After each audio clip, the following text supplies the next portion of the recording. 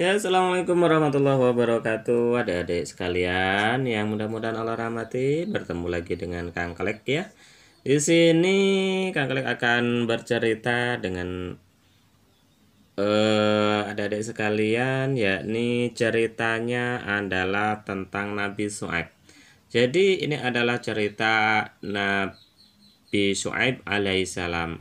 Nabi Syuaib adalah salah satu Nabi Allah yang diutus oleh Allah ke dunia untuk menyebarkan agama Islam.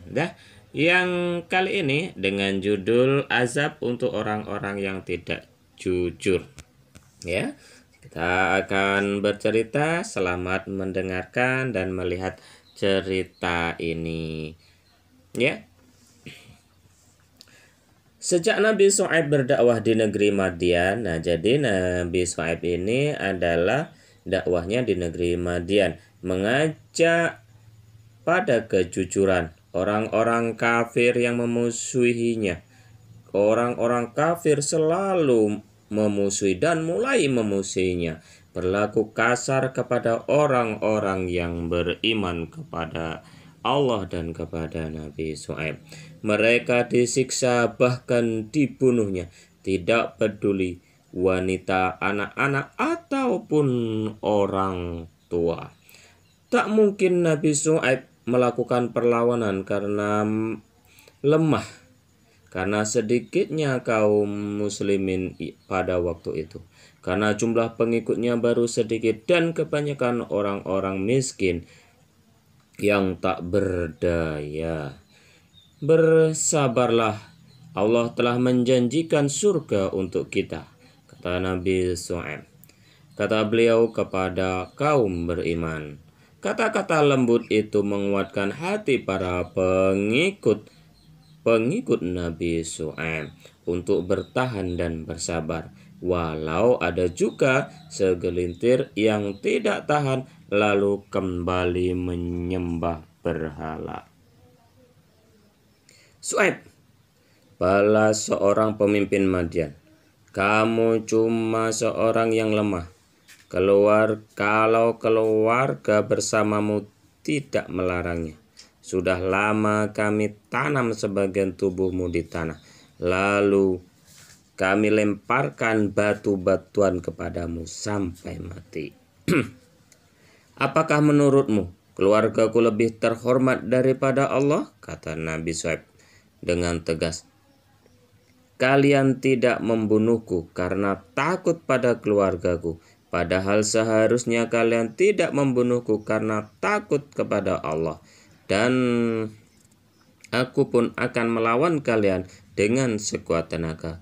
Kelak kamu tahu siapa yang terkena siksa Allah dan siapa yang berdusta. Mata pemimpin orang kafir menyala karena marah. Syuaib, katanya, cuma dua pilihan untukmu dan pengikutmu. Kembali menyembah berhala atau kami usir kalian dari kota ini. Jika kembali menyembah berhala, kamilah yang berdusta besar kepada Allah, jawab Nabi Syuaib. Tidak pantas kami meninggalkan Tuhan kami. Berbuatlah sesuka kalian, hanya kepada Allah kami bertawakal. Hari itu juga rumah para pengikut Nabi Syuaib didatangi beramai-ramai. Mereka mendobrak pintu dan menyeret penghuninya keluar. Mereka benar-benar diusir. Ya Allah, doa sang Nabi, kami telah berupaya sekuat tenaga mengajak kaum kami ke jalan yang benar, tetapi mereka menolak. Ya Tuhan kami, berilah keputusan antara kami dan mereka dengan adil. Hanya Engkau pemberi keputusan yang terbaik. Kemudian Nabi Syuaib membawa pengikutnya meninggalkan Madian. Tak lama, udara panas melanda Madian. Kulit mereka memerah, tenggorokan terasa kering karena semakin panas. Lama-kelamaan banyak dari mereka keluar rumah sambil menggelepar. Tiba-tiba awan hitam datang menutupi langit. Orang-orang itu amat gembira. Mereka mengira hujan akan segera turun. Namun apa yang terjadi? Bumi terguncang dan petir menggelegar memenuhi langit. Kejadian mengerikan ini diabadikan di dalam Al-Quran sebagai peringatan bagi mereka yang durhaka.